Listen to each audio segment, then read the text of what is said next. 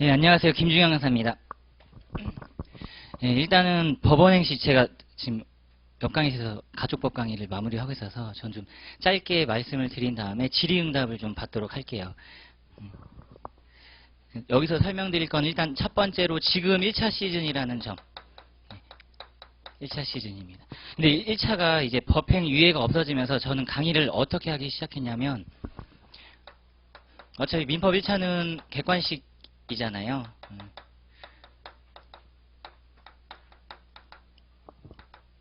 요거 무조건 같이 진행을 하려고 합니다. 그러니까 다음 주부터 기출을 할 때 어차피 법행 바이블로 기출을 돌릴 건데 기출 같은 경우는 혼자서도 충분히 할 수 있어요. 근데 이제 이론을 한 바퀴 돌린다는 의미로다가 2차 쟁점을 하되 제 강의가 어려운 이유는 요것도 같이 들어갑니다. 요 감안 잘 하셔야 돼요. 예컨대 제가 민법을 강의를 할 때 요거 관련된 민소법 쟁점이 요게 있어요 라고 쑥 들어가 버리겠죠. 근데 우리 수험생분들 입장에서는 아직 민소법 강의가 안 돼 있거나 내용이 모를 수가 있어요. 그래서 관련 쟁점만 제가 일러드리고 복습할 때 확인하시라고 얘기를 해드립니다. 민법, 민소법 통합형 강의라고 생각하시면 돼요. 그리고 1차도 마찬가지로 기출만 보는 게 아니라 2차 통합형 강의를 할 겁니다. 2차 통합형 지금 공부가 돼 있어도 결국은 싸움은 요거 싸움이거든요. 1차 할 때 2차까지는 답안 작성을 할 수 없으니까 요 목차 구성할 수 있게끔 분명히 2차 사례에서 나오는 기출이 여기 있어요. 1차 객관식 기출로도 나와요. 그럼 그 객관식 판례가 어떻게 2차로 사례형으로 나왔는지 문제와 목차 위주로만 가볍게 보도록 할 겁니다. 미리 연습을 해두시는 거죠. 연습을. 2차 답안지가 바뀌었기 때문에 미리 봐두셔야 돼요. 특히 이제 시험 문제가 두 가지로 나뉜다고 했을 때 법원행시가 14년도죠. 유예제도가 아직 유지되던 14년도까지는 통합형 싹 다 전체 요런 문제가 많이가 출제됐어요. 쟁점 도출형 문제가. 근데 작년부터 이제 유예가 없어진 첫 해부터는 쟁점 제시형 문제가 많이 나왔습니다. 이 얘기는 즉슨 제시가 됐다 함은 여기 계신 모든 수험생들도 알고 있어요. 아, 요거 채치구나. 요거 아니면 기타 등등이구나. 그럼 제시된 쟁점 중 어떤 건데 요거를 찾아내시는 거죠. 요 연습을 지금 미리미리 1차 하실 때 해둔다는 겁니다. 좀 어려울 수가 있어요. 단순히 객관식을 푸는데 그치지 않고 요거 2차 민법 전반적인 틀 잡을 거거든요. 지문 OX 공부를 많이 하신 분들은 제 강의가 많이 어려울 수가 있습니다. 기본기들을 많이 물어보는 내용이기 때문에. 그리고 나서 제 강의는 8월에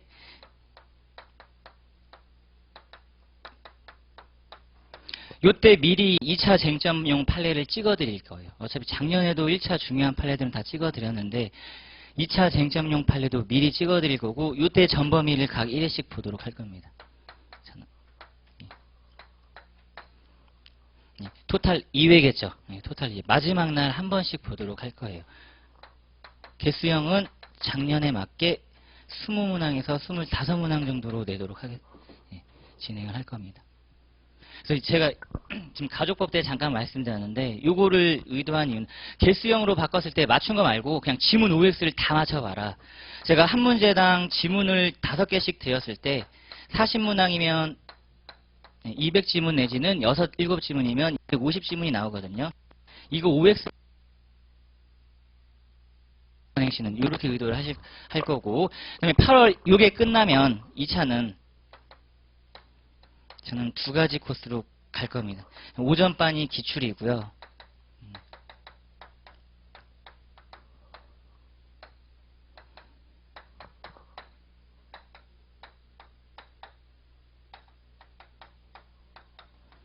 이렇게 두 반이. 지금 저는 요쪽이 문의가 좀 더 많이 오고 있어요.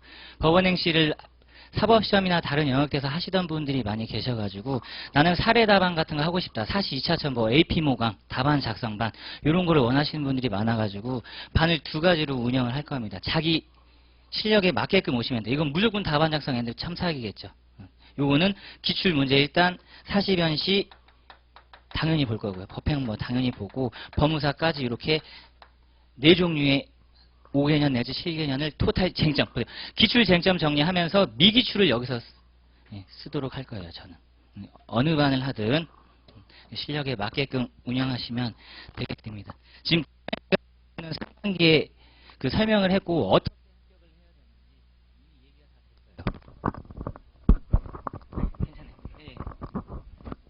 지금 1차 시즌이라고 했을 때 우리 수험생들이 갖고 있는 건 요것밖에 없습니다. 기출. 그리고 민법 같은 경우는 기출에서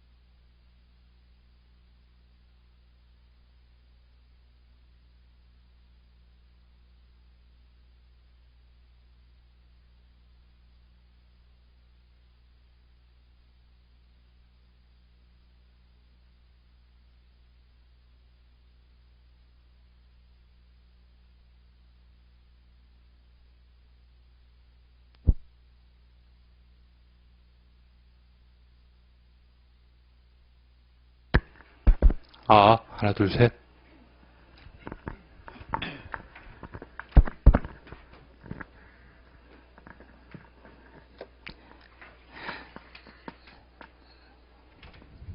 네, 다시 이제 얘기를 시작할까요? 네. 1차는 기출 중요쟁점 최우선으로 공부를 하시되, 제가 말씀드리고 싶었는 건 1차 민법 같은 경우는 민법에서 고득점을 확보하셔야 되거든요. 2개 안짝으로 틀리셔야 돼요. 120개 중에 민법은 2개에서 막으셔야 됩니다. 할 수 있어요. 왜냐면 작년분 나오셨으니까. 수업을 따라가시되, 이거 여기서 다 끝나죠? 그래서 우리 수험생분들이 1차는 좀 얕잡아보는 경향이 있는데 그러시면 안 돼요. 가장 어렵죠. 유예제도가 없는 상황에서. 요 정도는 나 혼자 할 수 있지. 혼자 하지 마시고 학원 강의 꼭 들으시라는 게 아니라 혼자 하지 마시고 스터디를 구성해서 꼭 하셔야 돼요. 하루에 몇 문제씩 풀겠다. 이거 강제 들어가셔야 됩니다. 이해하는 게 아니에요. 읽는 게 아니에요. 그냥 암기하셔야 돼요. 기출지문 다 암기하셔야 돼요. 그러면서 시험장 가셔서 한 지문당 10초가 넘어가시면 안 되는 거죠. 그러면 5지문, 8지문, 판례 원형 지문이 나올 건데 올해 법무사 기출이 분당 700자를 찍은 것 같아요. 작년에 650자를 찍었거든요. 법무사 기출이. 그리고 나서 법원행시가 680자를 찍었단 말이에요. 분당 680자가 어느 정도인지 감을 잡으시려면 작년 들어가신 분도 계시니까 비포용지 이렇게 있는데 1번, 2번 이렇게 있어요. 시험 문제가. 5지문이 7줄씩 배치가 돼 있죠. 이건 읽고 그냥 기계적 OX가 갈려야 되겠죠. 이런 연습을 하실 거면 계속 무한반복 하시는 이해는 둘째 치고요. 그러니까 이해는 요구하시면서 이해를 하시는 거고 지문 자체는 그냥 암기. 문제는 암기하고 나서 2차에서는 쓰시는 연습. 근데 지금 유예제도가 없기 때문에 이거를 같이 하셔야 돼요. 그럼 같이 하실 때는 웬만하면 혼자 하지 마시고 학원 강의를 활용하는 게 가장 좋을 것 같고요. 그다음에 학원 강의가 아니라 하더라도 스터디 구성은 무조건 들어가셔야 됩니다. 그냥 읽는 걸로 끝나셔서는 안 돼요. 암기입니다. 암기. 그랬을 경우 중요 판례의 선별이 반드시 되셔야 되는데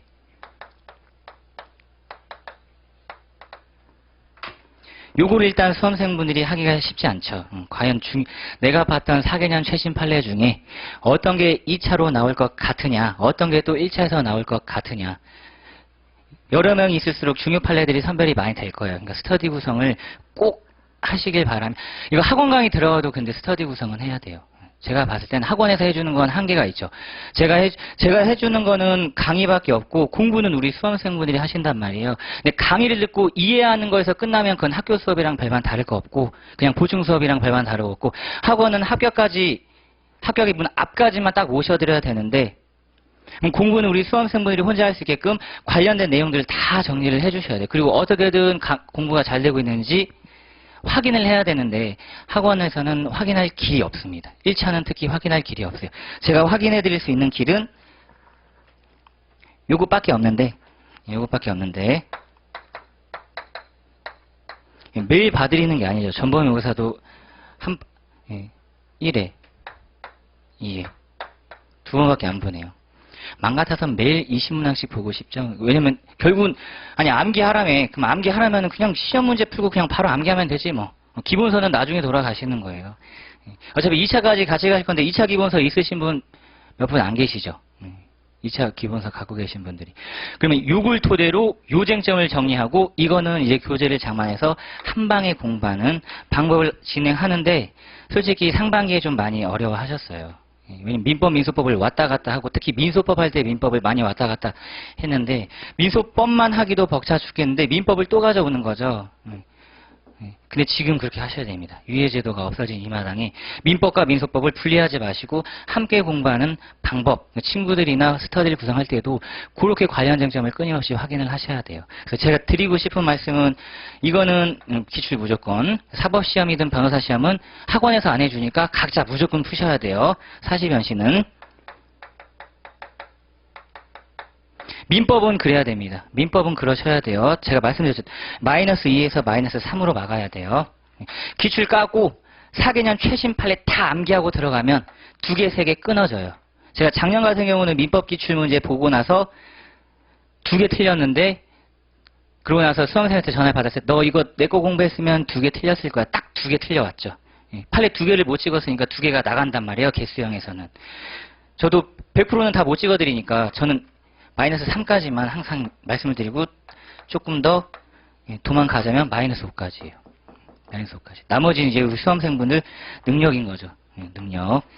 자, 그리고 나서 저는 여기까지만 말씀을 드리고 질의응답을 좀 하도록 할게요. 혹시 궁금하신 점 있으면 편하게 질문하셔도 됩니다. 없나요? 그럼 제가 한 가지 더 말씀드리고 싶은 거, 요거 혹시 갖고 계시면 요거 한번 보실래요, 요거? 그 37페이지에 한번 가봐 주세요. 유예제도가 없어지고 유예생이 없는 작년 첫 해 기출이 어떻게 나왔는지 여기 계신 분들은 민법 공부가 돼 있으신 분들일 거예요. 자, 1문 민법 총칙 나왔는데 동기착오가 또 제출돼 됐단 말이에요. 누가 봐도 착오라는 게 주어졌어요. 그럼 착오라는 게 주어졌다면 이게 쟁점 제시형인 거죠. 착오 나왔는데 어떤 착오야를 이제 찾으시는 거예요. 그럼 동기착오는 다 안단 말이에요. 동기착오를 1차 객관식 지문에서 보면은 그래 동기착오는 표시되고 합의까지는 필요 없다더라. 요 정도는 알고 계세요. 근데 이제 2차는 이거 두 단어만으로는 안 되죠. 그게 동기착오에 포함되니까 착오 들어가고 그럼 중과실이 뭐고 기타 등등 여러 가지 요건들 싹 다 쓸 줄 아셔야 됩니다. 그래서 목차 구성들 한번 쫙 보세요. 실제 답안지에서 직접 이렇게 써내셔야 되는 거죠. 제가 상반기 기본 강의 했을 때도 요거 보고 나서 우리 수험생분들 모르는 내용 있나요? 없어요. 딱 이렇게 대답을 드렸거든요. 보면 없죠. 요 정도 할 수 있겠네. 할 수야 다 있죠. 할 수야 다 있는데 답안지에 못 써서 문제인 겁니다. 답안지에 못 써서. 동기의 착오 같은 경우는 판례 원형 지문이 나오셔야 되는 거죠. 한 4-5줄짜리로. 자, 그리고 넘겨보세요. 설문 2문이 손해배상이라는 청구 취지가 제시됐어요. 쟁점이 제시됐죠. 그럼 문제는 손해배상 청구 권한이 민법을 통틀어 어디에 있었더라? 채무불이행에도 있었고 불법행위에도 있었고 535조 계약체결상의 과실책임에서도 있었는데 이거 싹 다 한번 가져와 볼까? 다 찾아내시는 거죠. 찾아내시는 겁니다. 자, 요 얘기는 뭐냐면요. 제가 이걸 왜 알려드리냐면 요런 문제가 나오면 웃긴 비유지만 다 찾아내시는 거예요. 여자친구가 물어본 거죠. 나 오늘 어때? 다 찾아내시는 겁니다. 다 찾아내셔야 돼요. 어때를 찾아내셔야 돼요. 그리고 오늘 거 찾아내셔야 되죠. 어제 거, 내일 모레 거 찾아내시면 안 돼요. 근데 지금 유예제도가 없어졌으니까 수험생 배려 차원에서 쟁점을 제시해드려요. 그리고 분설형으로 이제 대놓고 내기 시작했으면 제시형은 요거예요.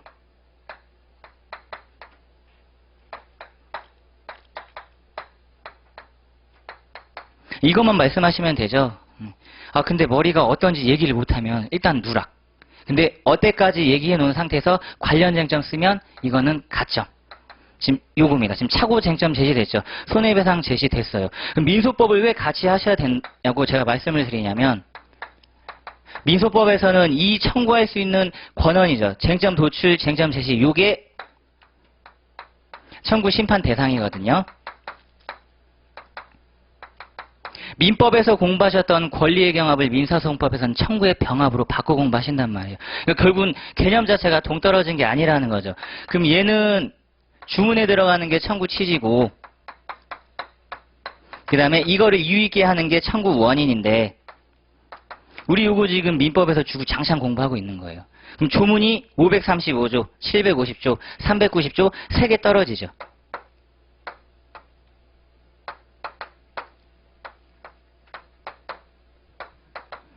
근데 하나같이 이름은 손해배상이죠. 하나같이 이름은 이게 소송물 3개 권리경합, 청구경합이라고 하는 민법에서는 청구경합이라는 표현을 쓰지만 여기서는 청구병합이라는 표현을 씁니다. 소송물에서는 이렇게 계속 왔다 갔다 공부를 하게 되실 거예요. 자, 그리고 오른쪽 39페이지도 한번 확인해 볼까요? 혼동 나왔어요. 혼동 개념. 막상 질문을 하면 얘기하기 힘든 개념이죠. 개념. 그다음에 혼동에 따른 권리 소멸 조문 찾으신 다음에 4번이 원형 지문 판례 나오셔야 되는 곳. 그다음에 설문 2번 보세요. 채권자 취소 소송 관련해 가지고 3번이었거든요. 무자력 판단 시기. 그리고 지금 이미 목차 자체에서 쟁점이 도출됐죠. 사행위에서 무자력 판단 시기가 어디였더라? 지금 머릿속에 떠오르고 있는 그 단어예요. 사행위 당시. 사행위 당시죠. 그리고 소송으로 들어가기 때문에 사실 변론 종결시까지 유지될 것. 근데 그게 자력이 회복됐다? 각하죠. 양글로 4번. 각하입니다. 왜 각하인지 그걸 답안지에 쓰시는 거예요. 왜 각하인지. 보전 필요성이 없죠. 권리보호이익이 없어요. 그럼 보세요. 권리보호이익이 없다고 하면 그걸 민소법으로 바꿨을 때 소송요건 중 어딘지를 이제 대답을 하실 줄 아셔야 되는 거죠. 소송요건 중. 그러니까 민법이랑 이제 민소법은 떨어질 수 없게 되었다.